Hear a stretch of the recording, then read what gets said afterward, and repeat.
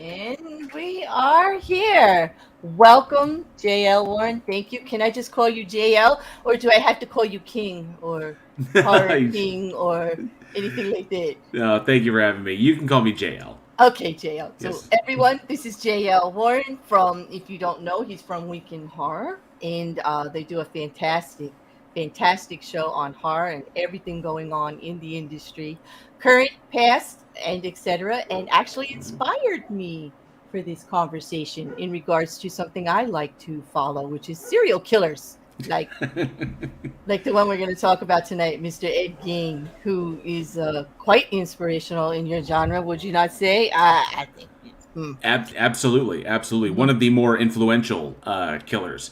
yeah, I would say just because of the atrocity of his crimes and the kind of the how those crimes captured kind of the captured the imagination of America, not only the media but the populace itself, and of course the it to the, put to an almost legendary perspective. So, but absolutely, it's informing both all manners of, I would say, the entertainment genre, movies, hmm, literature, yeah, and in kind of an indelible kind of a darker part of Americana. yeah, exactly. And you know what? And it surprises me because when it comes to serial killers, like, just to give a little bit about Ed Gein, they really only got him for one murder, and they really only know of two bodies, one being his mother, that they're not sure if she died naturally or if he actually killed her. Or blah, blah. So really, for a serial killer, he wasn't really prolific, although the actual things he had and collected and mostly his necrophilia, so to speak, his passion for the removal of skin, and his nickname, the Butcher of Plainfield, was Right. mostly grave robbing, actually. He was a trophy collector of immense proportions, I would say, um, based on what they found in the house, when they Right. went. His particular presentation was to be to put a good nail in it. His presentation was, of course, very rare and, of course, very extreme. As a result, I would say particularly the conclusions that we can draw from it, because Gein himself is no longer around, and of course, virtually all trace of his existence, other than what has been collected by museums and such, and of course, criminologists, is has been Mhm. wiped from the face of the earth. His headstone was stolen in, I think, back in 2000, and the farm that he lived on has long since been was burnt down to the ground.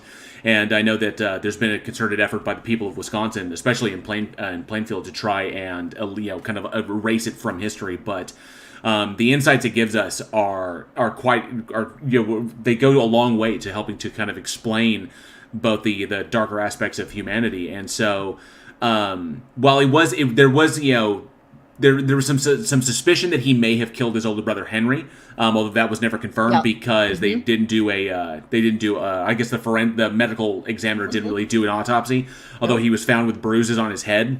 But supposedly he died. He supposedly died in a brush fire. But after his brother died, and he was left alone with his mother, and his mother was an absolute, for lack of a better term, his mother was absolutely bonkers.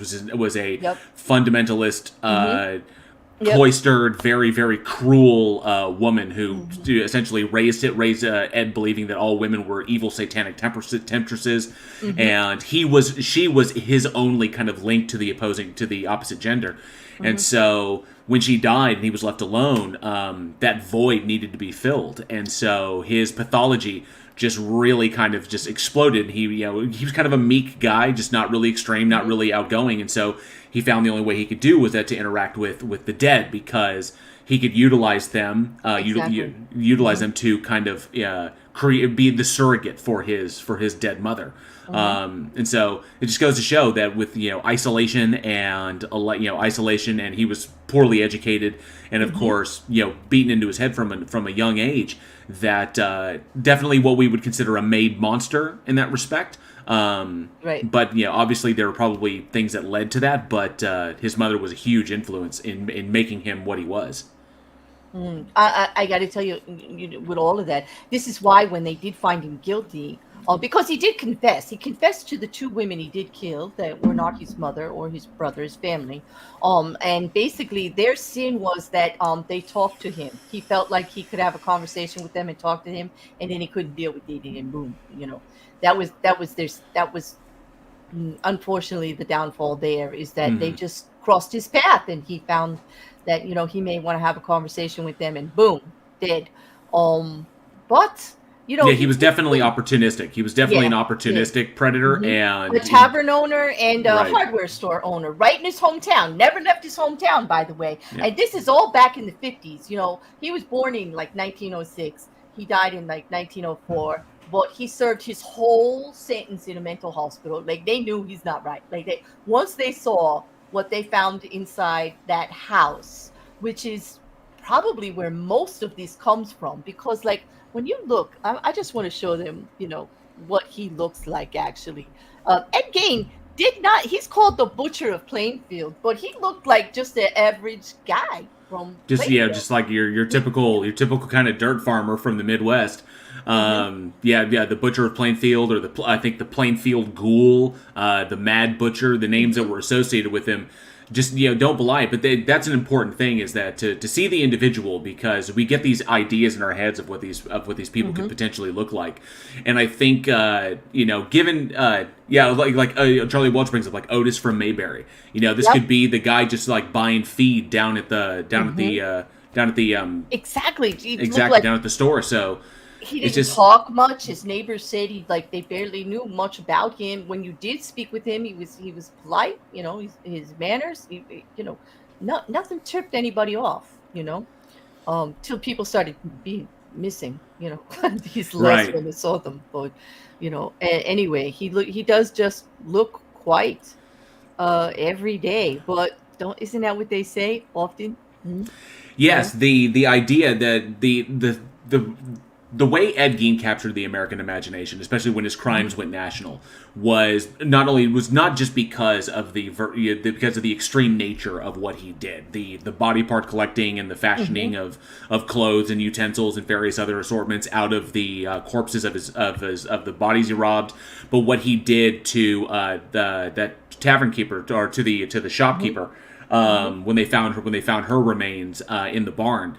And so the extreme nature of that, it wasn't just all that captured. It was the very, very notion that someone so simple and someone so considered simple and someone so plain and so soft spoken could get away with such a thing. It's like, because it cemented in the idea of Americana that you truly don't know your neighbor. You don't know what's going on behind closed doors, and the idea that these individuals could be living right next to you was a hard hit, was a big shock, especially coming out of the Midwest, the heart of the nation, it just kind of it took people by surprise. And at a time when America was at its most paranoid already because of the the Red Scare, the rise of communism, what was going on in Korea, people were already on edge. And then all of a sudden, this extreme situation comes out of Wisconsin, like little old Wisconsin, out of this dirt poor little area called Plainfield, and then all of a sudden this monster is living there, and then people really kind of woke up and reacted in an extreme way to it, and it was such a shock that it left a lasting fear, a lasting taste in the mouths of pretty much all Americans. And then it has since become legendary in and of itself because it's become not only a warning to, to be aware of the people around you, but it's also been a cautionary tale that, while we want to be able to trust everyone, you have to be on your guard because you never really know. And so it informed not only literature, but informed pretty much all of the means that we take in information via literature, via movies, via whatever, that it's become one of those campfire stories that we tell ourselves to remind ourselves and keep our children safe. It was quite benign because, from Bernice Worden, which was the last disappearance that they tied to him, to where they found Mary also.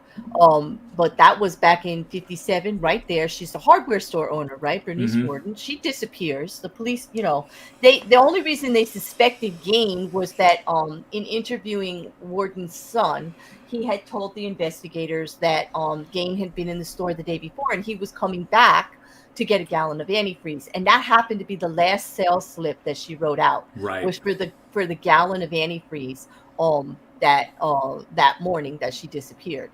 So they went to his property, and like you said, they found her body in this shed, and the horrific way in which they found her body. And I'm going to gross people out, but you need to know why this is such a thing for the horror genre. It was what he did to the bodies. I mean, first of all, she was decapitated. They found both heads. Mary's old head, Mary Hogan's old head, the tavern owner, and Mrs. Worden's head in the house. And in the shed, though, they found Worden's body, and he had dressed her out like a deer, upside down, tied her ropes around her wrists, crossbows at the ankles, decapitated. The torso was completely dressed out like that of the deer.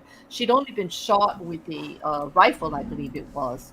And then there were all of these mutilations that were performed after death. And when they searched the house, they found that he had been practicing these mutilations on bodies, because was he not like a grave digger? Was he not like worked for the cemetery, if I remember correctly, which is why he had access to all these graves? Wasn't he working as a groundskeeper or something for a while? If I remember correctly, he was working in an almost janitorial capacity, kind of like an everyman, or kind of like just handling just odd jobs as to whatever, because it was pretty much all he had the mental acumen to kind of take on. It was kind of like go and do this, go and do that. We need you to take care of that, and they were always just basic menial labor because unfortunately Ed didn't get much from school, and unfortunately didn't get a lot from his mother either in the ways of caring for himself or ways of the world, and which is why the house itself, not only his environment, not only the grotesque things that they found, but the state that he was living in was just barely above survivable. And it was horrible. The house, not only what they found as far as the mutilations. I mean, we're talking skulls. We're talking, to the two human heads. There was human skin covering several of the chairs. There were a lot of human heads with the tops sawed off. Bowls, the utensils he used made out of human skulls. 9 different masks of human skin for the face. Whole bones and fragments. 4 complete noses. There was organs in the refrigerator, very Dahmer-esque, skulls on his bedpost. His window shades, he used lips, for his window shade pulls. I kid you not, people. No, all documented in the museum, he had a belt made from human female nipples. He did, towards the end, become very obsessed with only the female form. And he had a lampshade made from human skin in a human face. he claims that he made at least 40 to 50 nocturnal visits to local graveyards in the area between 1947 and 1952. And that he was in a daze when he did all of this. Yeah. That actually it tracks quite well because individuals like Gein are so overwhelmed by their pathology is that memory it tends to be rather fuzzy because they act predominantly on impulse, and so when driven by their baser needs, they really they kind of like, I wouldn't say fugue state out of it, but they pretty much just run on autopilot, which is why when reflecting upon their crimes, it can be really difficult to get the actual details or how many times they engage in a particular activity.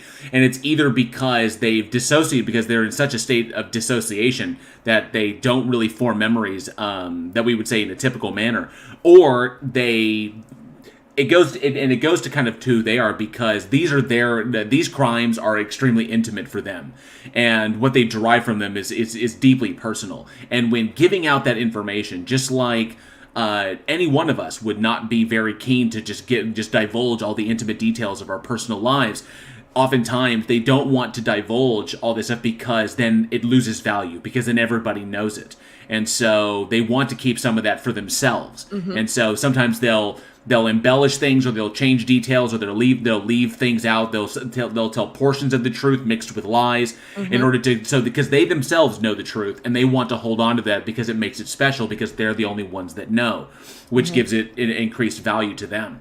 Once everybody knows, once it becomes common knowledge, then there's no power there anymore, and so they have, in a sense, given up a part of themselves when they do that. So there is an emotional capacity to it, and for Gein, it was profoundly emotional in this desperate, unwavering need to basically kind of get his mother back in by any means that he could, because he himself stated that he wanted to, that he was in the process of creating the suit. He was really interested in creating a skin suit so that he could kind of be in the skin of his mother, so he could have her back. And it was kind of his driving impulse. And who knows, if he had been uncaught, who knows where he would have gone, or how far it would have gone. Because it was just circumstance. It was just by basic. It was grunt police work that really brought it home. But it could have easily been missed. And so if he had, I mean, there's no telling anybody out there who's been missed by something like this, but he could have gone on for years and decades, nobody knowing anything. This isolated guy on this isolated farm in the middle of nowhere. Absolutely. And who knows? So. And he just so willingly confessed to the bodies that were there and just told them everything he was up to and all. Right. Yeah. He wasn't an antagonistic guy, which is also very odd, because his pathology didn't present in an extremely violent or defensive manner. He kind of knew what he was, but probably didn't have an understanding. Which is why when confronted with it, it was just completely normal to him. It was just kind of like, yeah, this is what I am, and, kind of like that was it for him. Oh, you know what? And I think it's interesting that people should know that you're coming at this from also not only the horror end of it, but interestingly enough for me, and I think for everybody else out there, from the psychological end of this, especially forensically, like looking back and just... Right. On that, because that's the big thing. Because when it comes to horror, let's just think that whole thing with Norman Bates and his mother. This is all Ed Gein. Like, this was all influenced by that story. That's really intriguing, because obviously, when Psycho came out, when Robert Bloch released Psycho in 1959, which was just, I think, 5 years after the events, or it was like 5 years after the events in Plainfield became noticed. Robert Bloch lived 35 miles west of Plainfield, and so he was in Weyauwega, Wisconsin, and so when Gein was committing his crimes and when he was arrested, Bloch was not aware of what was going on just 35 miles west of him, and he had already started writing Psycho. And so it was towards the end of the book when the crimes kind of like made nationwide news, and suddenly he was aware of it, and it was so shocking. And the thing that got him the most was that the antagonist, his Norman Bates character, Bloch found himself shocked, because all of the things that he wrote about Norman Bates wound up coincidentally, being identifiable with the situation that Gein was in, and he was he was so taken aback by this that he decided towards the end of the book to put the allusion to Gein in the book itself because he hadn't quite finished it yet. So that's where that connection kind of came from. But many people might not know that the concept of Norman Bates and the concept and what Gein was came up independently of one another. And so until eventually and Bloch was like, oh wow. And then of course it was such a terrifying book in sense of where it went that of course Hitchcock came up and immediately jumped on it to adapt it for film with Anthony Perkins taking the role. Yeah, and but that also leads to often when they do the forensic look back on serial killers, and as far as motive or what makes the cliche, what makes a serial killer, what makes somebody actually go that way. They often do start with parental relationship, like go back to their childhood, parental relationship, trauma, things like they that. They do. Triggers. The intriguing thing is that when Bloch was writing Psycho, before Gein was ever found out. So this was in 1954. Before Gein was ever found out, of course, America the term serial killer didn't really come around until the I believe it was the late 60s. And wasn't really used in nomenclature until the 70s, when it became understood in the definition of what a serial killer was, in order to differentiate them between what was then called your garden variety psychopath. Right. And so, but people were aware of such heinous crimes. Like, for example, I see that Spooky History with Meg's brought up in the White City Devil, H.H. Holmes. Herbert Mudgett did. Had this murder castle. It had his murder castle in Chicago, and then he died in 1896 at Moyamensing Prison in Philadelphia when he was executed. But often he's called America's first serial killer. And then you had Belle Gunness, the Lady Bluebeard, in LaPorte, Illinois, who died supposedly as unverified in 1908. So there was this idea of people who got away with long strings of murders, but it was so few and far between that it was Ed Gein who kind of catapulted it into the human imagination, into the American imagination, especially because of because of the extreme nature. Now, it was also because at the turn of the century with H.H. Holmes, his crimes were so like phenomenally horrific, and the things that he did to people was that, LaPorte, Indiana. So H.H. Holmes's crimes were so abominable, but obviously, then there was no internet. There was mostly word of mouth, and you did have some newspaper reports of what was going on, but it didn't really kind of permeate the American psyche until much later, when we could go back and more people had access to that information and those stories.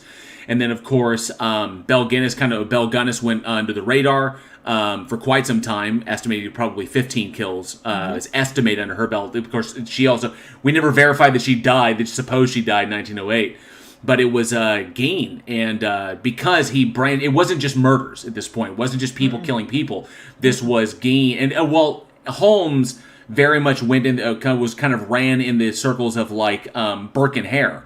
Where he was also selling the skeletons to make money in that respect. With Gein, it was just for his own personal fantasy. That was all the fulfillment was his own personal fantasy. So you could see as like H.H. Holmes was more of a capitalistic psychopath, where he realized that he could make money off of his crimes. Exactly. Belle Gunness also was money driven because she took out insurance policies on the people. Insurance policies. Yep. Right. So she ran insurance scams on all the people that she killed. So like the acid bath killer. Like there's come from England. And Gein was the first one that really popped up that just went to, this person did it not for money. This person did it solely for their own personal, fantasy, their own personal pleasure, to satisfy something within themselves. Yes, and then, given the aftermath of World War II, the aftermath, people still remembering the Great Depression, the idea of money was this major thing. And then of course, with Korea going on, America was trying to present this kind of veneer of father knows best kind of mentality, that everything is okay despite everything really not being okay. Yeah, that's the thing. The opposite of it, the actual shock of like, here it is, like middle America, nothing going on here, nothing to see, and then you've got a belt that he wears and Exactly. lampshades The and the the idea chairs, that the idea that it was Middle America Yeah. that really kind of, because after World War II, Middle America became kind of like the breadbasket became kind of the pride and joy Hmm. of America itself, because it was the people that came from the Midwest, the people Hmm. who really put the blue collar workers that came forward, and the individuals who kept running the machines while all the men were at war, and so they came back home, and it was supposed to be, that was the heartland, that was the that was the where the heart of America lies, where a real true patriotism exists, Hmm. because it's not money centric, it's all about food and family and community. And then all of a sudden this black mark popped up, and we Yeah. couldn't ignore it. Yeah, And so Plainfield blew up when they right. found out that Gein was actually talking to the kids, especially the boys that played baseball and all. And they knew of the stories of shrunken heads and things like that that he used to talk about, like getting them from his cousins, shipped them to him or whatever, whatever. And he Yeah. used to tell them creepy stuff. But the fact that he was so close, all this was going on in his house, and he was so close to the kids and the people in the neighborhood, nobody knew. Like nobody knew anything like this about it. It's kind of like Dahmer. Like everybody said he was just like the guy next door till you opened his fridge, Right. or you gave him dinner. It's yeah. He looked like a mild mannered guy, looked like everybody else. He didn't give you off any creepy vibes. He even helped his neighbors. He did shopping for them. He helped them with stuff. I mean, you find out the truth, and it really like freaks you out.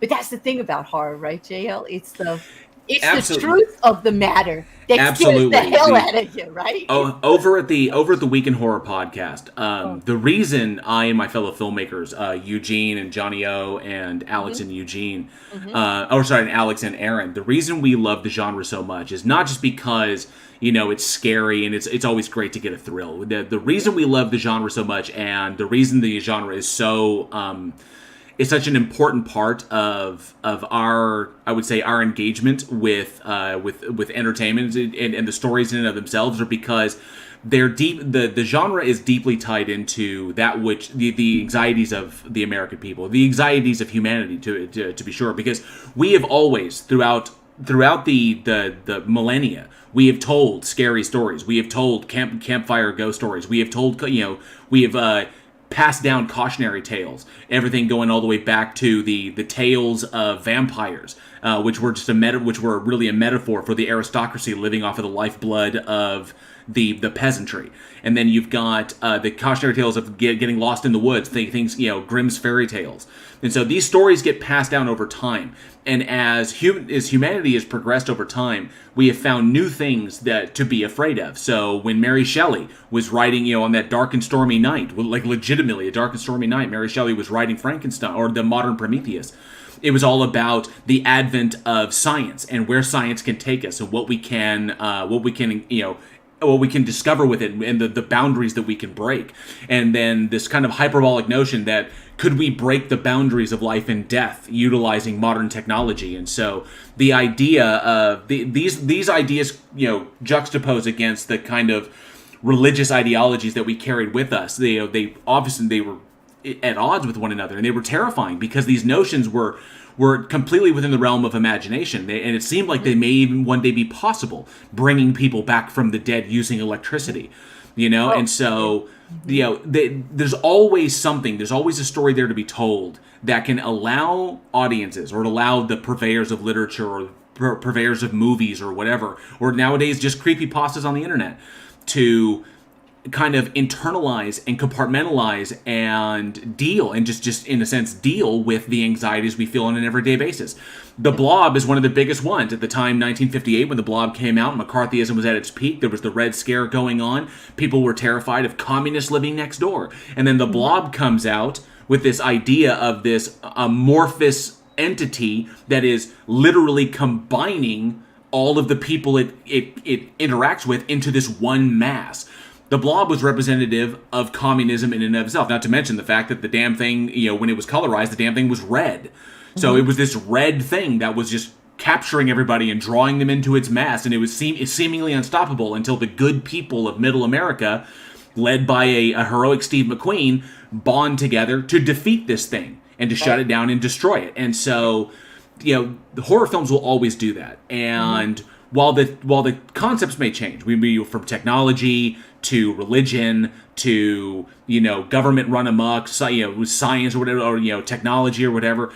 The serial killer in and of itself is I would say is one of the most terrifying, because the serial killer is the most grounded in reality. It's something that we have a pretty decent understanding of, and the terrifying idea that they could be anybody is that you never know, because you can't look at somebody and know their pathology just by looking at them. Well, no, not at all. Richard Ramirez, you might have, because he was kind of a scary looking dude. But well, what about the one that was on the dating show, right? Right, yes, absolutely, yeah. What was his name? Ron something or other? Oh, he's escaping me right now. But he almost got a date, right there on a dating show, and he was a serial killer too. He was just, yeah, that was Rodney Alcala, the dating game killer. Yeah.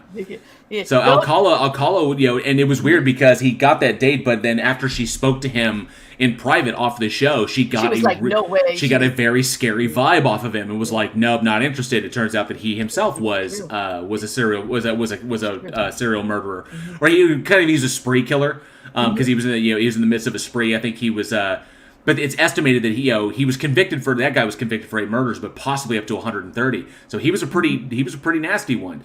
But yeah, you never can tell in that respect, and that's why we always can go back to the idea that you never know what another person is thinking. You can always go back and revisit that and remind people. At this point, it's just like a Grimm's fairy tale.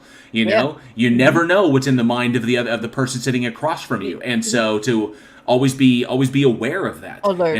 And that has informed not only literature but mostly because movies. It has really, really informed the history. I would say the history of the horror genre across the spectrums through the slasher genre all the way into postmodern horror all the way through. It's we can always fall back on that. Yeah, Crazy Cats wants us to. So, who would be the most famous serial killer? Would it be Jack the Ripper, or would it be the first documented in historical records rather as one?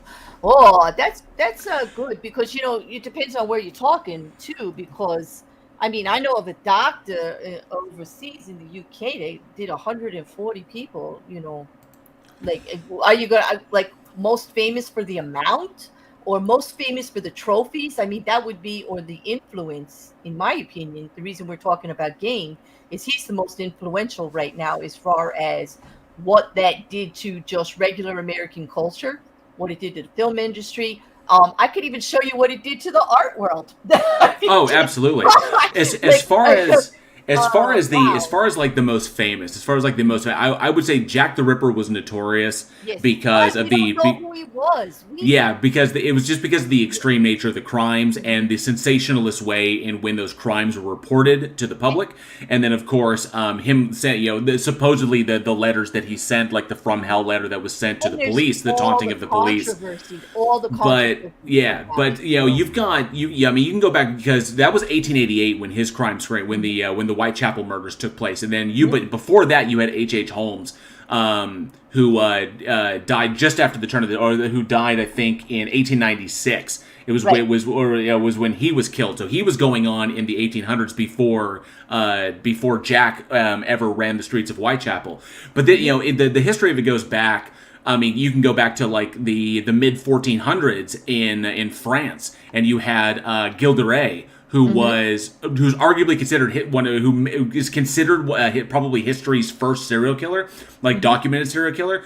He ran he was a comrade of Joan of Arc, and was there at Orleans, but when he was captured, he confessed to the ritualistic torturing of and murder of dozens of children that were kidnapped by his servants over 10 years. Exactly. And he was hung and burned to death at the same time.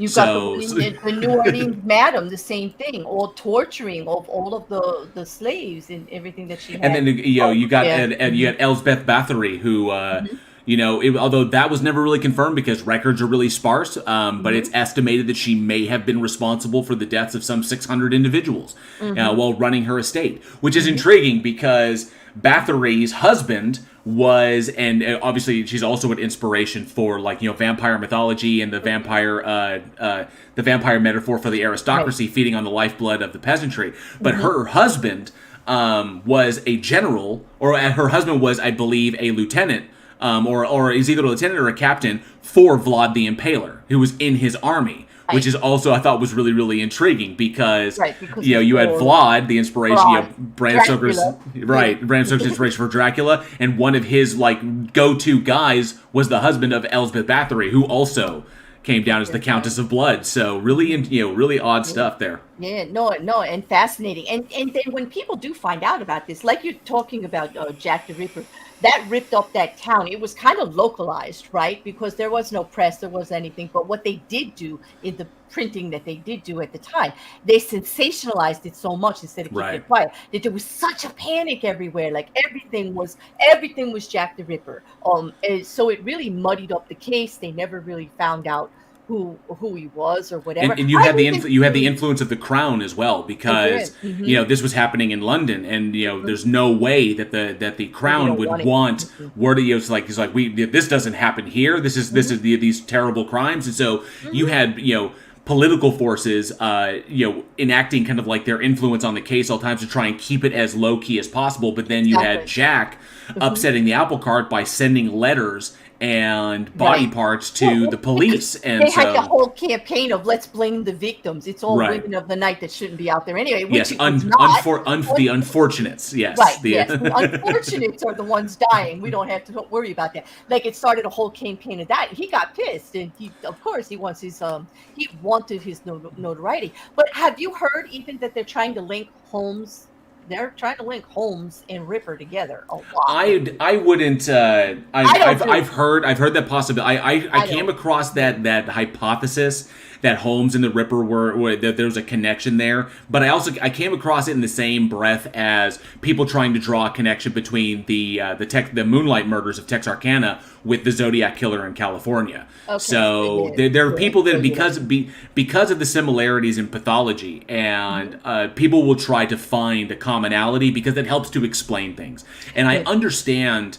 It's very easily understood, the need to understand why these things take place, or the need to get some form of closure. If we could say that the Phantom Killer of Texarkana was in fact also the Zodiac Killer in Northern California, that would be great. That would put a lot of things to bed and help us to sleep a little bit better at night, because now there's only one killer that was out there instead of two that got away unapprehended. So, it's the unknown that really gets you. Like, you don't know if they're still out there. There's the California serial killer, the highway serial killer that's still, to this day, like 40, 50 years of still doing his deeds. Yep, the dates are wrong for Holmes. I know, I get that, Mr. Magyar. Thank you very much. But I'm just saying that people have been coming out. When I did my series on Gein a while ago, not Gein, but on Jack the Ripper, I did it with Jay from the Radicals when we were doing True Serial. And we had people saying that it was a female, that they came to America. Like everybody had a different theory. Like we were all trying to figure out, like, where did because they just disappeared. Like, did they just die? I mean, you got to remember what it was like then. He could have just got sick and died, It's entirely possible, or he may have been. He may. We're talking about late 1800s London, so he could have been going to another kill. He could have been going to a sixth kill, and then encountered a mugger, and the mugger stabbed him and got the best of him, and then dumped him in the river, which is entirely possible. You never know what could possibly happen. And there's also these theories that he was medically inclined, so he could have been a student. He could have been suffering in some way also, and not able to continue his studies. See, that's using the bodies to actually. That's what's intriguing, is because the first kills, we could say yes, that's possible, because we see escalation, the expected escalation, but the last one with Mary. That was horrible. Yeah. I wouldn't say there was anything medical about that at all. So. It's almost like he progressed and found out what he wanted to find out and just walked away. I mean, it's also entirely possible that because the prostitutes of the late 1800s London Obviously, it was an extremely dangerous profession to be in, with competing pimps, and just being on the streets of London at night was just incredibly dangerous. It's entirely possible that she was targeted by somebody else and was completely and totally butchered because the individual who killed her knew that they could get away with it because of the extreme nature of what was going on at the time. So it could have been a cover-up crime. It's hard to say because forensics weren't exactly a major thing then. But some people have used that idea, that kind of hypothesis, to explain the extreme devolvement between kills 3 and 4 and the 5th one, because it's such an extreme de-evolution of the killer that you're kind of like, wow, he really came apart in those last moments, but we don't see that through 1 through 4. We know that he was interrupted on 3, and that's why 4 happened in the same night, but in the time space in between, it was so extreme that it's entirely possible that when a copycat showed up and murdered someone and completely and totally annihilated, like the individual did to Mary, that they said, "Oh, it must be the Ripper again." That the killer himself may have seen that and been like, "Yeah, I need to get out of here because this is getting people are getting it's getting way too problematic," and it's because that kill was so extreme.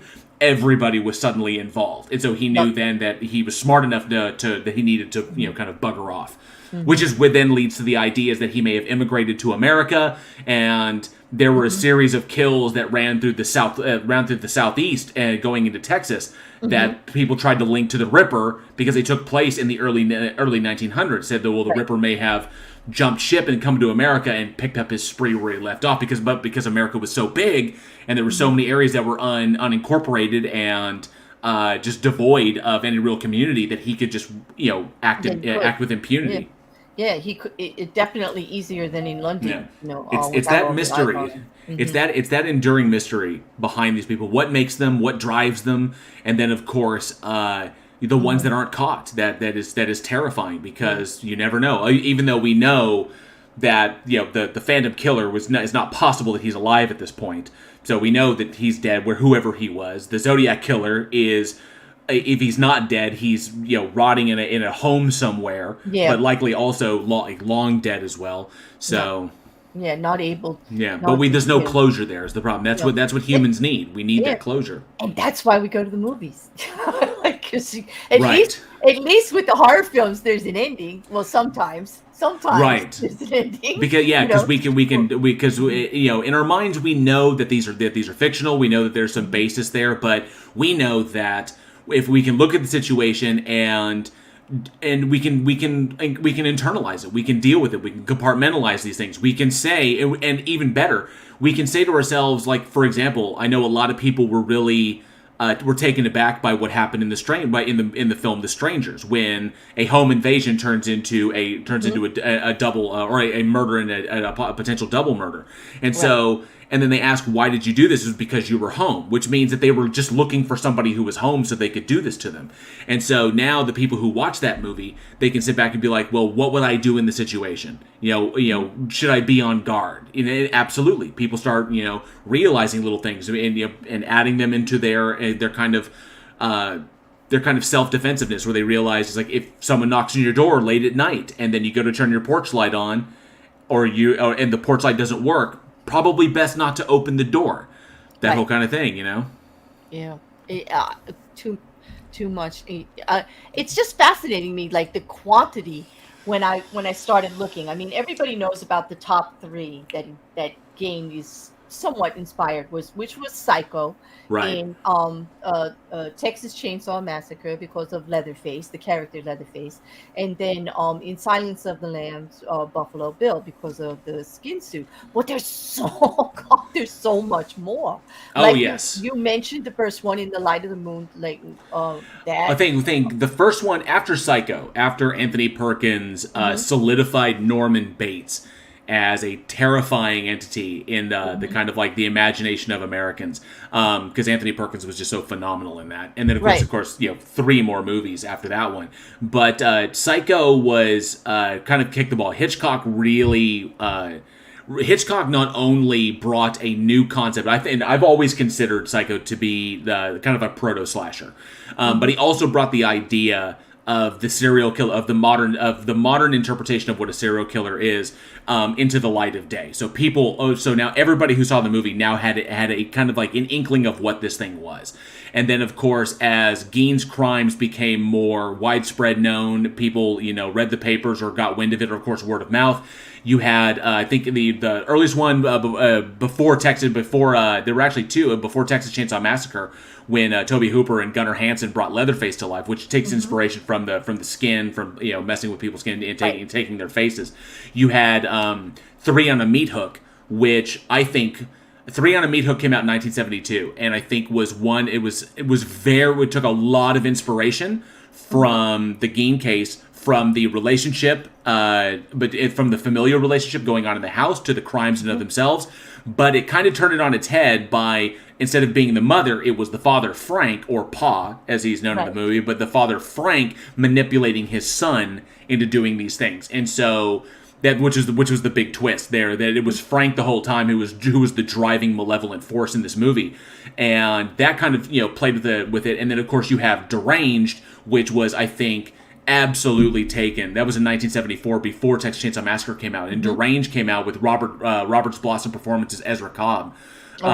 Really broke down, and I think was the first time cinematically there wasn't kind of like a kind of tenuous connection, but that one was profoundly inspired by Gein's crimes. It was just the names were essentially different, but it was the first time really the use of like human skin, making face masks and doing all that kind of stuff was really put on, and it was in color. So people were like, what? And it was just, people couldn't really handle it at the time in 1974. But then people couldn't deny it when the Texas Chainsaw Massacre came out because of its extreme nature. Even though there's actually very little bloodshed in that movie. It was just the thought of it. I mean, it's the imagination. Yeah. Tobe Hooper was brilliant in that. You come at somebody with a chainsaw. Come on, JL. Like you don't have to see the blood. You feel the blood. Exactly. Like, or being thrown up on a meat hook, or it was just this idea of being faced with this level of insanity that we didn't need the abject extreme violence or gore or blood. We just needed to see that this thing is a thing that is there and it's terrifying.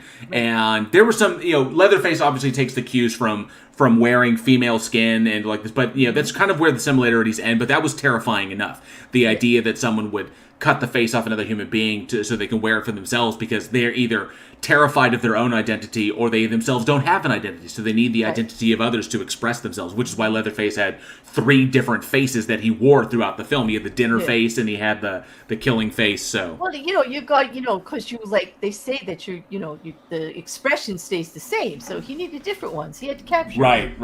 It's like you have a different, it's like wearing lipstick, I guess. I don't know. But it kind of freaks me out. It really does, because there is the whole other thing about what happens with our bodies afterwards and how sacred, it's ours, even though we're not in it anymore. And like, what are they doing with it? And it's just like the whole thing, to me, is just terribly like crosses lines with people's psyche on different levels. I mean, they got so upset about the Butcher of Plainfield that after he went through his trial and all, they had to burn his house down. Like they couldn't even like drive past that house anymore or anything like that. The people all got together and it was kind of like a scene from Frankenstein. They just burned that thing down.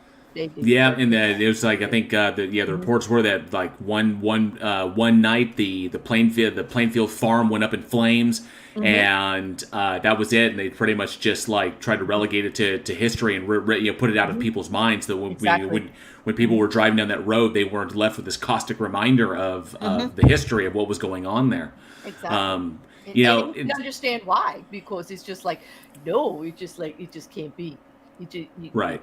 Can't be. Like, I don't even want to think of what you're doing behind those closed doors, because some of that was like, I really feel for the officers. I don't know about you, but I'm surprised. I couldn't imagine. There weren't books written by the people that discovered this stuff. Like, at the time. See, nowadays we're so entrenched in it. We've with if anybody out there, if anybody in the live chat has seen the show Mindhunter, which was based upon the early development of the behavioral analysis unit in the FBI, which basically goes after really aberrant crimes and abnormal psychology and the like. And so when those officers walked into that home, not knowing what they were going to expect, the anticipation being that it was just a normal farmhouse, and then they walk in, and the things that they find there, and then these things were there weren't even really books that were written about. I mean, you had like early explorer, books, Alan Quatermain, stuff like that were, the Great White Hunter that spoke of tribes in like, darkest Africa that may engaged in cannibalism or did various things, but no one had ever really seen, as far as like, no one had seen something to this degree. There was no record of anybody seeing anything to this particular degree in the history of America. And then all of a sudden, there it was in your face. And so they walk into, they essentially in their eyes, they were walking into hell. And that's what they got. And there's this plain spoken little dude who just, this was all him. And the dissonance that it creates is just terrifying, because we repel against it. We fight against the dissonance. We can't understand how these two things came about. It's like, why does this happen? And of course, it's not like Gein's going to give us any real insight into why it happened or how it happened or how it got to this degree. But there it was, and then we were forced to deal with it as both individuals and as a nation. No, absolutely, and it's still actually. It's still kind of there, like a thin layer, because look at all of the influence it still has, even in shock rock music, in shock rock art. Your horror genre, definitely in horror films, still to this day, anytime you see anybody using a mask and then you're looking to see if it's a skin mask or something, or wearing a skin suit, or all of these little weird things that they wear, people taking tokens, the idea of taking something to remember the kill by is very prominent in like a lot of these. I mean, even in the massacres and the dismembering and all of that. But I was surprised at how much in the it's still modern. Like just when they made the reference in Dahmer, which I didn't see. I'll admit, when they did the documentary recently on Netflix about Dahmer, and they're trying to tie it into Ed Gein, I didn't see it. I didn't see it, except for that.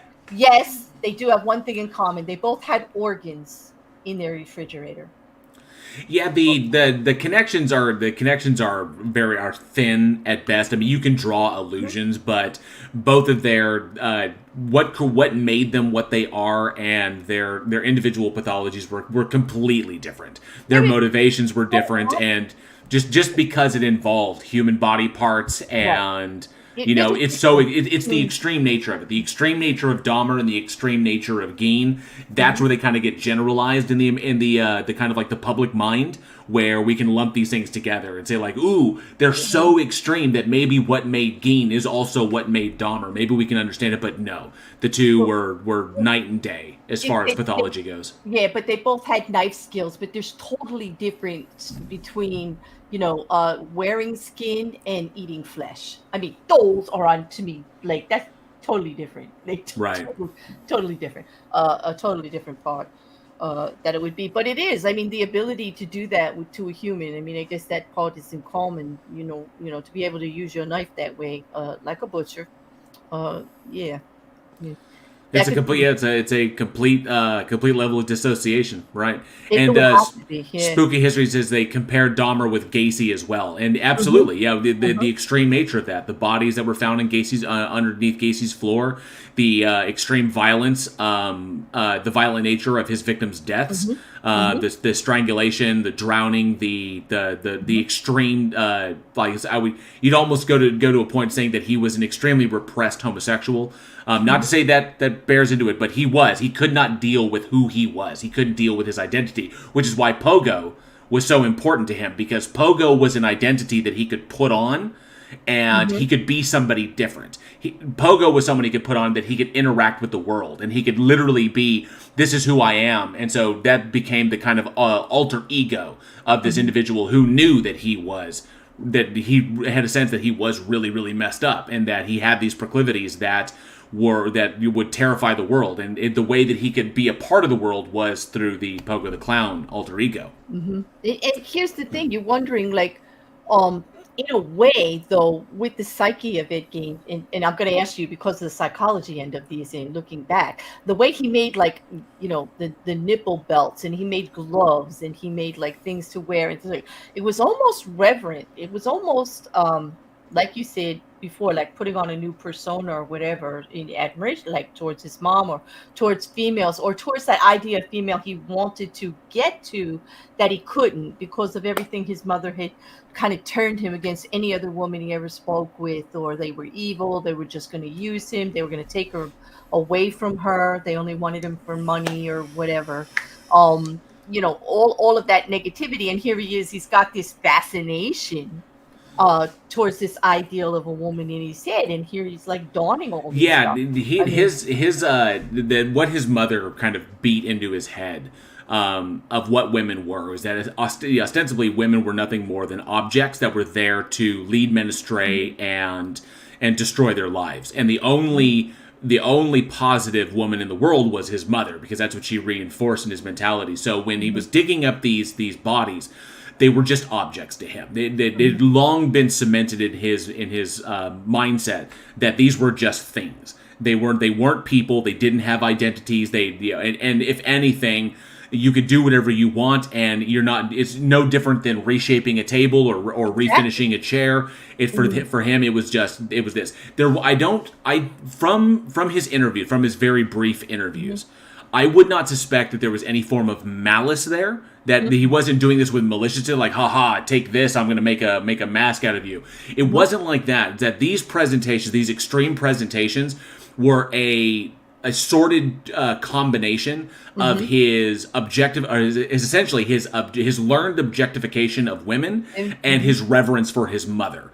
In that he has essentially made keepsakes out of these individuals, but for every one of the bodies that he dug up and the women that he killed, for all of them, they're all surrogates of his mother. They're all efforts to try and bring his mother back, or to have her in some way. And so there is, while it's grotesque and it's gruesome, there's also an extreme attention to detail. There's an extreme amount of effort and I would say an almost focus that goes into each one of these things in order to create them. And so, in a sense, he is kind of putting his mother on an altar. And the way I took it from the case file is that everything he did was a twisted kind of adulation to his mother. It's like that these were essentially his offerings.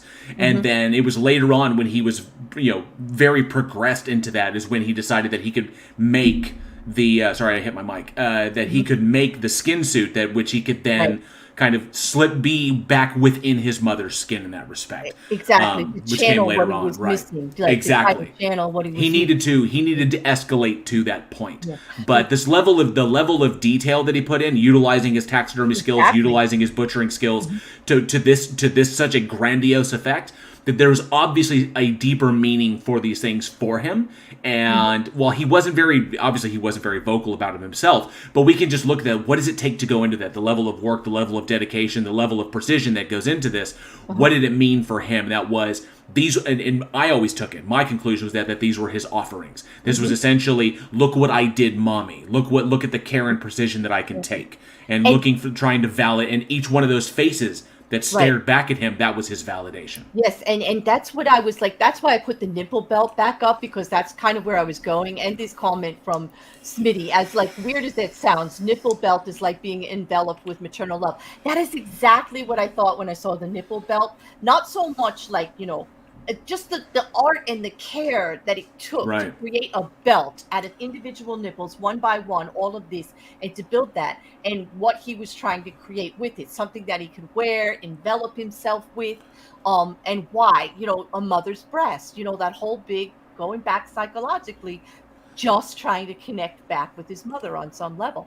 That totally fascinated me. I'm actually not, when I first read about reading the words about the nipple belt actually upset me more than seeing it, because when I saw it, I actually kind of got more of a feeling like what Smitty is alluding to here, more as to the why of it. When I saw how it was crafted and everything, it wasn't just some grotesque thing. It was more of some kind of reaching out on his behalf for comfort, like it In really a way, was. yeah. Yeah. It drives it. And that ultimately is what people will find. What a lot of people will find really, really terrifying is because when you look at from the perspective of his pathology, that Gein is a case study in what extreme psychological abuse and isolation can do to a human mind.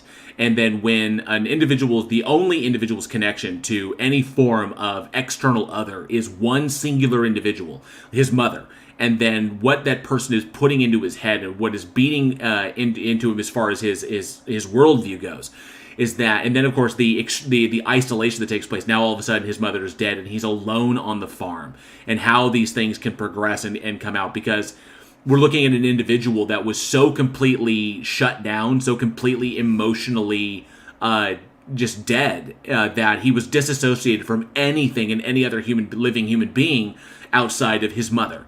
That she was the main focal point, that virtually every one of his thoughts was consumed by this, because she made him that way, because that was her goal. And so when she was lost, he was lost. He had nothing. And so that need to kind of like not, because all of this ostensibly is an effort to not self-destruct. Exactly. Because this, and as terrifying as it is, and as horrible as it is in a sense of it, and not to make him into a sympathetic character, or a sympathetic human being, but there, for someone who's like studied so many of these cases and dived in, and there are individuals who are worthy of sympathy and individuals who are not.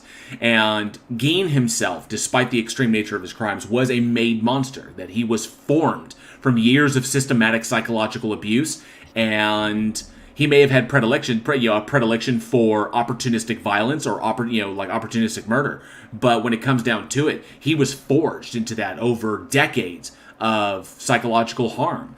And you look at him and you're like, this was the only way he could not self-destruct, was to not turn all of that angst and anxiety, all that anxiety inward, and just completely fall apart and potentially take his own life.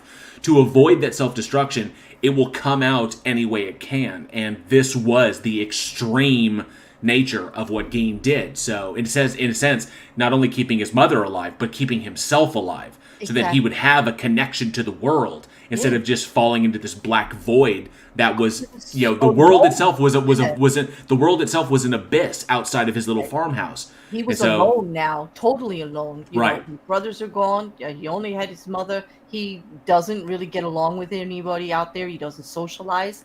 Has no friends. It's a very small circle he had. He was totally alone. I don't know.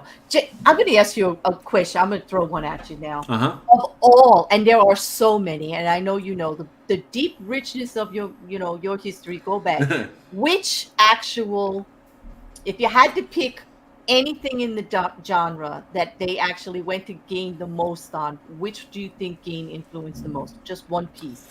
Yeah. One particular film?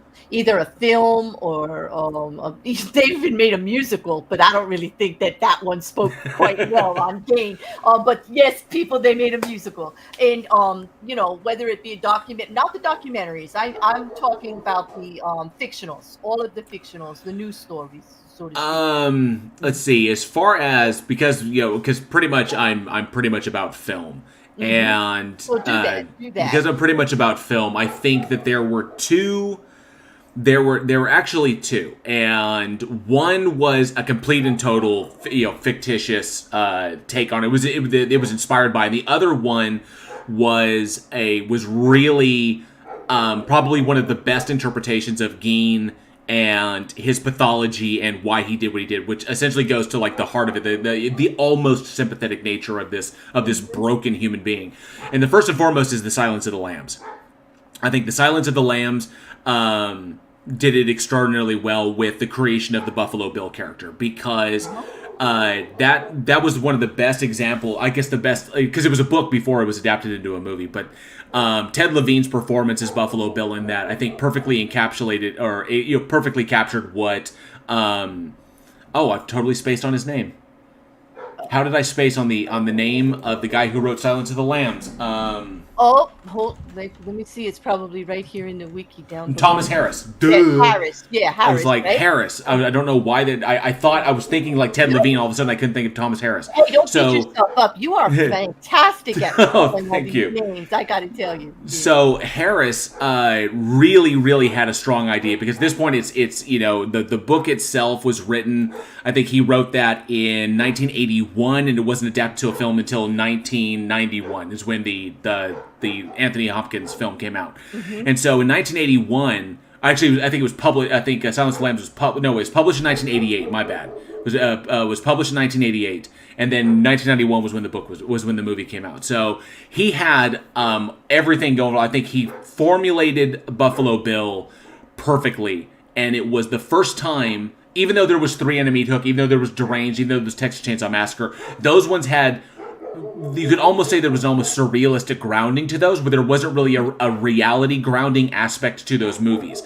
But Silence of the Lambs did extremely well because of constantly going back to the FBI. The notion that there are people out there that specifically hunt these individuals, that try to understand them so they can capture them and they can keep Americans safe. The idea that an individual like this of such an extreme nature could be living right next door, right, was solidified, and it was in color, and it was gruesome and grotesque, and they even in the film they even dabbled a little bit with Ted Bundy's case, because he utilized the broken wing, the injured bird ploy, right, to lure Catherine to him. So you can see the influence there, and because Ted Levine was so incredible in that film and so natural in that role. And because of that, people really, it's kind of solidified it for them in that way. But the second one came out in 2000, and that was In the Light of the Moon with Steve Railsback. Yeah. And Steve Railsback did, in my opinion, even though the movie wasn't well received, I think Steve Railsback did a magnificent job in interpreting the character. And this is weird because I'm going to say his research actually went really, really deep. He dove headlong into the case files. He read multiple books that were written about the man, so he could truly try to understand what he was from an actor's perspective. You could really tell it was all there. Yeah. I'm reminded of the meme that Ryan Murphy said that Evan Peters spent months, in character, but to prepare to play Dahmer. And then people were like, what the hell does that mean? So, but yeah, Railsback did a magnificent job. And I think the reason people really didn't respond to the film was because his performance lent an air of sympathy to this extreme natured individual, to this nature, the extreme nature of this individual's crimes. Mm-hmm. In essence, Railsback understood implicitly that, yes, the crimes were extreme. Yes, the presentation, the pathology are both extraordinarily aberrant to a huge degree, but ultimately there's a human being here, and there's a human being trying to do something, trying to work out his scenario with the best he possibly, with the tools he has available to, which are very limited because of his mother, because of his isolation. So this is essentially just a monster that is a victim of circumstance when it comes down to it. He was screwed from the get-go, is essentially what Gein was, and Railsback understood that. And Railsback wanted to convey that, and people were very much like, they kind of rejected it because, no, this couldn't possibly, because they don't want that to be sympathetic. But the reality of it is, he was a human, he was a person, and so if we forget that, then if we start moving them to legend like these iconic individuals, these terrifying notions, they become like Dracula or Frankenstein or the Mummy or the werewolf. And they become metaphors for something, but we forget that they're rooted in our psychology, that they are human.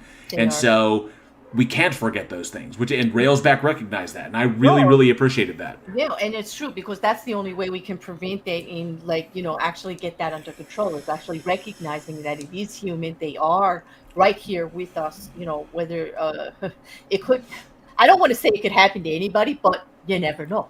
BTK was uncaught until he decided to poke his head back up, and was quickly caught afterwards, because the ego that comes along with it on occasion, or the narcissism that comes with it. But he technically got away, and then all of a sudden he was like, "Nope, I got to poke my head back up." But by that point, technology had advanced, and they were able to trace him and grab him. So, but yeah, and that guy was a deacon in his church. He was a neighborhood compliance officer. Everybody knew him, and a person with authority and respect. Right. And but it wasn't enough.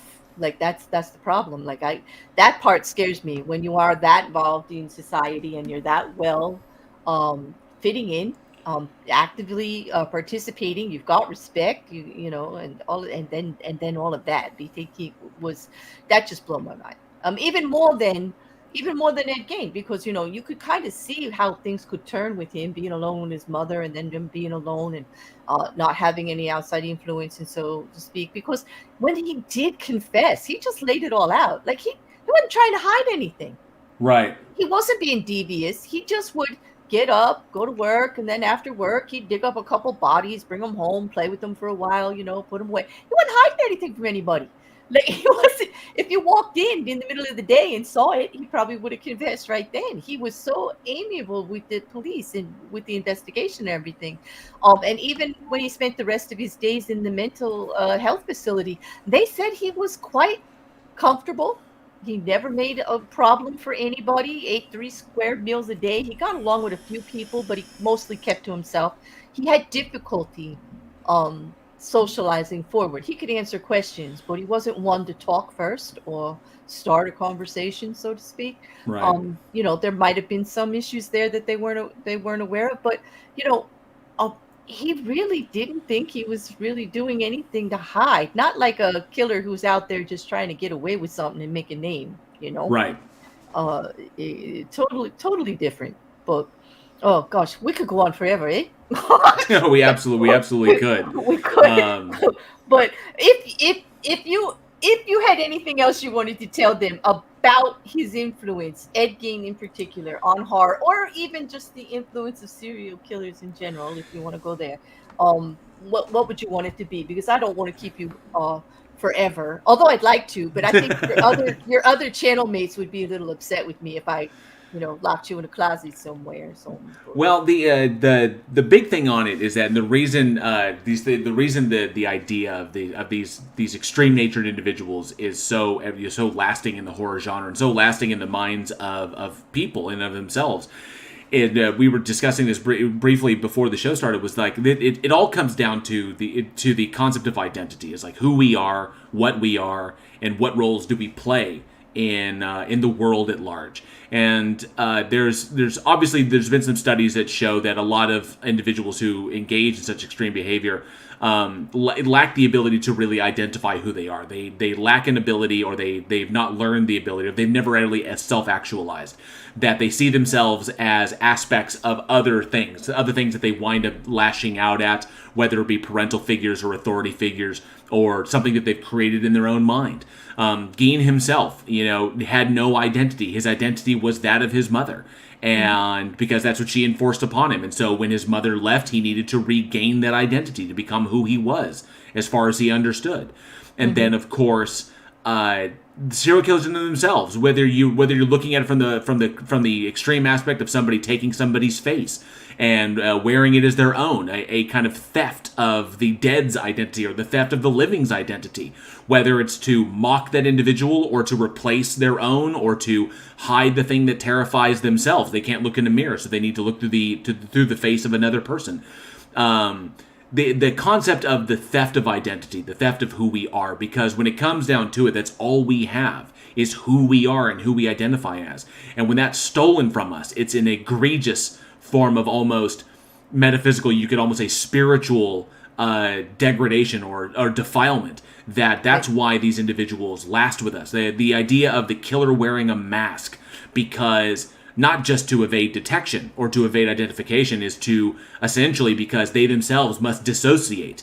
They have to wear a mask because the face that they bear is too weak or too terrified or too angry, so they must don another identity in order to commit the crimes that they need to satisfy the face underneath.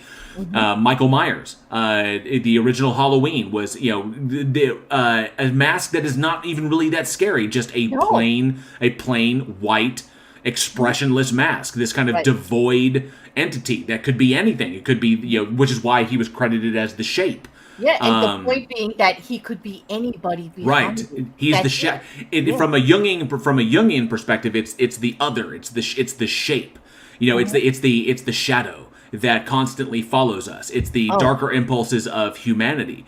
And so now how we do these things, and the fact that it can happen to anyone, that trauma in and of itself is ubiquitous. Everyone has experienced it to a degree, and each one's experiences is unique. And either the existence or the lack of existence of support structures, serial killers, and the extreme, the almost hyperbolic versions we get in our movies. The one thing is that the movies themselves, or the literature we read, or the way we ingest these things, allows us to deal with them, and to, like I said before, to kind of rationalize, compartmentalize, all that stuff. Allows us to deal with those things. But the other side of that coin is it reminds us that we're not alone, in that we can look at ourselves and say, the dark thoughts that I may have, or the dark thoughts that a friend may have, or somebody that I care about, that these individuals, we're not alone in that respect. But we can look at what we have, and it allows us to appreciate the support structures we have, and our ability to deal with these things, and to not express them in these ways, to deal with the fact that we are all human, and we are all capable of some level of this. But we begin to recognize the things that we have that separate us from these individuals, and that was like what we have. Like I said, we have family, we have support structures, we have people that believe in us, we have people that love us,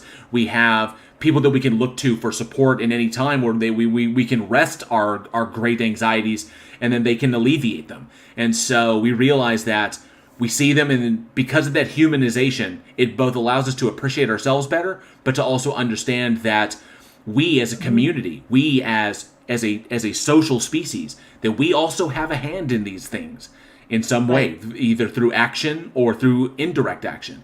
And that it compels us, these stories compel us to not only recognize what we have to be appreciative of, but to also recognize what other people may not have, and to maybe improve those aspects in our community, so that we can both understand and possibly potentially help these individuals. But that's terrifying to some people, because that requires risk and putting your hand out to someone you don't know. And that all that unknown, all of this stretches back to the unknown pathology, the unknown psychology, the unknown of what goes on behind closed doors. The person who walks up and knocks on your door and you don't know them immediately. Who is this stranger? What do they want? What threats do they pose? It speaks back to our ancient tribalistic tendencies to shy away from individuals that we don't know, who believe different things or look different from us. It speaks to that primal notion of survival. And that's why it will always be a part of our journey in the stories that we tell, and how we identify with one another. Well, gosh, and all of that, because there's such a bigger component of it when you, as you are doing, adding the psychological end of it, our human basic primal instincts of it, and just why this intrigues us so much. Like the fascination with serial killers, the fascination with the horror genre, and all what it does to us is the reality of it, and then the put it next to everyday life. Is like, what are the best horror films? The ones we leave that our skins are still all goosebumpy, or that really get under our skin, and we keep thinking about, the jump scare, the horror of it, or the endings that don't end.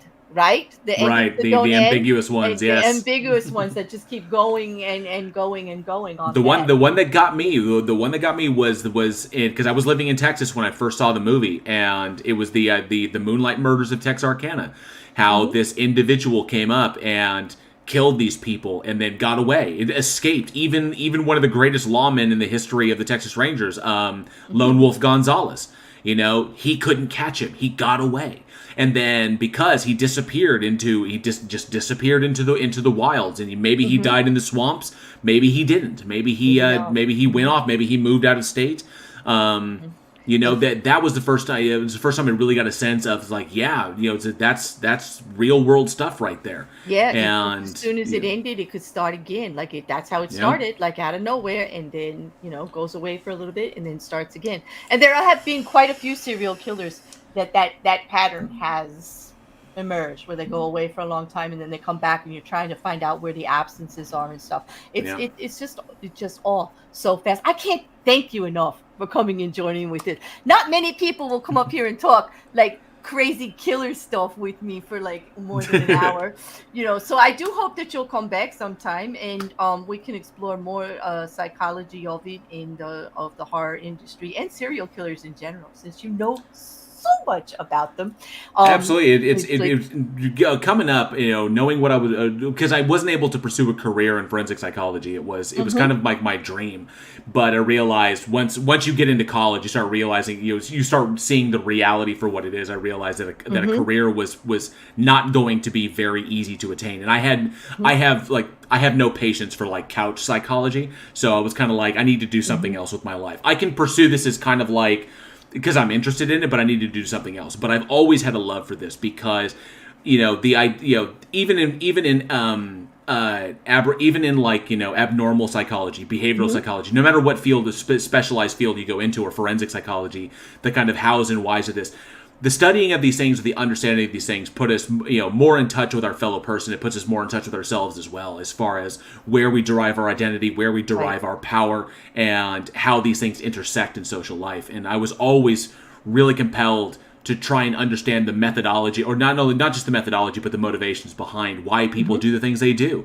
to try and understand them better. Because if we just vilify these people, if we just vilify these things, then sure, they become cautionary tales. They become the stories of legend, the boogeyman who is hiding in the closet. They become this thing.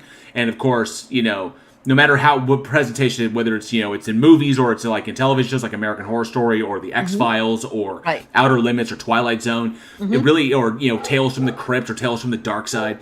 When it comes down to it, we need those things, but we can't forget what lies behind them, because then we ostensibly forget a great portion of ourselves. Right, and I think that just speaks so much to human nature, our curious part to actually figure it out and to find the why of it all, or the how did this happen? How did we get here? How did they get there? That's ingrained in all of us. Some of us, it takes the creepy side and we want to get into the darker ends of it, but not so much creepy. I think that's a normal fascination, actually, because I have to tell you, it's like a running joke, JL. Everybody I bring up here to talk to me, out of nowhere, I find out they've got a psychology background. You blew me away. You really did. But welcome to Clairview, and I'm collecting psychologists like a jar in the bag, So welcome to the team, because I'll be calling on you quite a lot, because I like that. I like putting that perspective on it, like actually trying to figure out it on the humanistic level, on why and how. Constantly, whether it's my legal or like the true crime, the serial killers, even on the humor stuff, just basically getting that angle of it, these one-on-one conversations. So I do hope that you'll come back, everybody. I've got JL linked down below in the description. Jin has been linking the channels in the chat there for you. You got to check out Week in Horror. They do a bang-up job. You do see me over there once in a while. I do listen more often than you see me, though. I'm always catching the back of the show. I find it fascinating. I like how you guys delve into it, and I think you all will enjoy it too. So if you're not already, some of you out there are great fans. I see you in the chat, but definitely give it a whirl and give them some more subs, because they're almost there. You're almost there, aren't you? Or did you reach it? Slowly but surely, almost there. I think.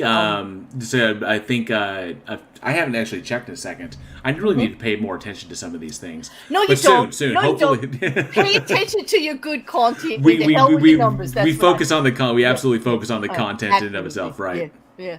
That we have in common. Not that we're disparaging anybody with the numbers. That's all great. But like it's the content. It's the content. Have the great conversations. And this one's been a banger for me, JL. Thank you so much. My Well, absolute pleasure, and yeah. thank you to Always Createful for that message. Thank you very much. It's my pleasure. Oh, great. And thank you, Autistic Shell, who, while we were speaking, she donated 5 memberships to the channel.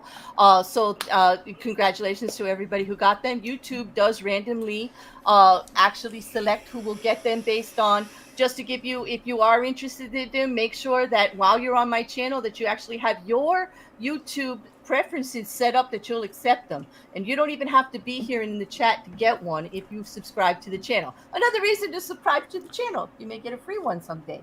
There you go. As a free membership, which will get you in the Discord and get you a whole bunch of other one-on-one conversations and things like that. But I'm going to do the YouTubey things and say, for both of us, for JL's channel, Week in Horror, and for myself, don't forget to like, share, comment. And if you haven't subscribed already, don't be a lazy poo-poo head. Push that button. Join to get the notifications, ring that bell so you know when we're on and what we're doing. And you got a show coming up Thursday or tomorrow? Tomorrow, actually. Tomorrow, yes. Week in Horror. Week in Horror at 7 p.m. Central Time every Wednesday. Wednesday, 7 p.m. Central. There you go. And I'll be listening. And thank you so much, JL, for this. And I hope you will come back and we could talk about either another serial killer or some other fascinating, horrific psychological thriller of some. Absolutely, 100%. It's an absolute blast. Thank you very much for having me. You're very welcome. Thank you for the invite. Oh, no, anytime. And on that, everybody, I'm going to hit the intro. You all have a great night. And don't forget to check out JL tomorrow, 7 o'clock Eastern, 8 Central, rather, and 8 o'clock Eastern. Yep. YouTube.com/weekinhorror. Yep. All linked below. And also all his socials, too, because they put stuff there. There's an Instagram, there's a Twitter, there's a bunch of stuff down there, too, for you. All right. Have a good night. And thanks again, Jay.